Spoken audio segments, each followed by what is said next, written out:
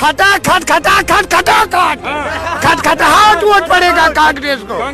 ये खटा खट खटा खट एकदम हार जाएगी, एकदम पटापट पटापट पटापट हारेंगे, ये एकदम पानी उतर गया। देश की हॉट सीट अमेठी लोकसभा का नतीजा 4 जून को बड़ा चौंकाने वाला हो सकता है, क्योंकि अपनी जीत के बड़े बड़े दावे करने वाली बीजेपी प्रत्याशी यहां पर कड़े मुकाबले में फंसती नजर आ रही हैं।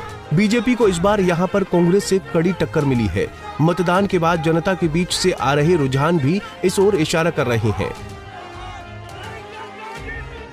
वहीं चुनाव के अगले ही दिन बीजेपी प्रत्याशी का अमेठी को छोड़कर चले जाना भी शायद चुनाव में उनकी कमजोर होने की कहानी को कह रहा है, जिससे बीजेपी खेमे में खलबली देखी जा रही है।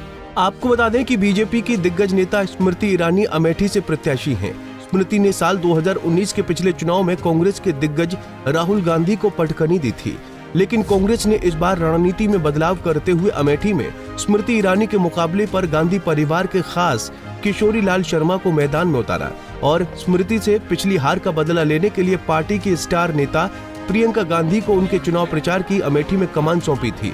पार्टी प्रत्याशी किशोरी लाल के पक्ष में प्रियंका गांधी ने जमकर धुआंधार प्रचार किया, जिससे अमेठी की जनता पर उन्होंने ऐसी छाप छोड़ी कि चुनाव का माहौल देखते देखते एकाएक बदल गया।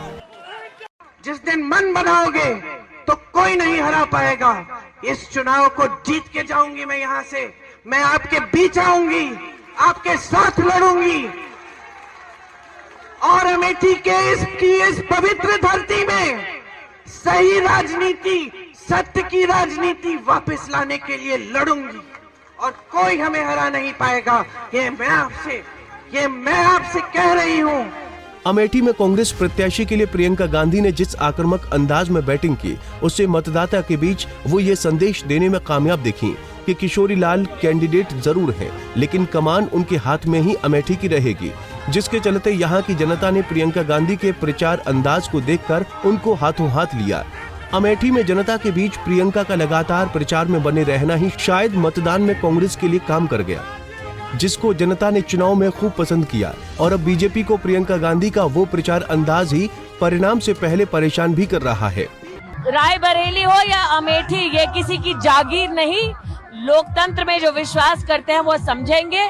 जिस खानदान ने लोकतंत्र को अपने पैरों तले रौंदा, वो लोगों को और कॉन्स्टिट्यूएंसीज को जागीर समझते होंगे, लेकिन 2019 में अमेठी ने उनकी इस गलतफहमी को दूर कर दिया। दरअसल साल 2019 के चुनाव में बीजेपी की स्मृति ईरानी को करीब 55,000 वोटों के अंतर से अमेठी में जीत मिली थी, जहां स्मृति ईरानी को 4,68,000 वोट मिले थे। वहीं राहुल गांधी को 4,13,000 मत प्राप्त हुए थे।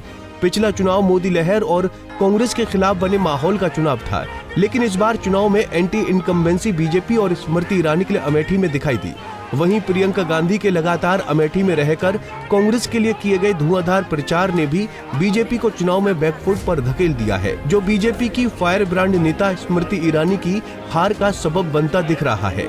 ऐसे में संभावना जताई जा रही है कि 4 जून की मतगणना के दौरान अमेठी में बीजेपी को बड़ा झटका लग सकता है। शायद ही इसकी कल्पना बीजेपी और स्मृति ईरानी ने अमेठी से की होगी।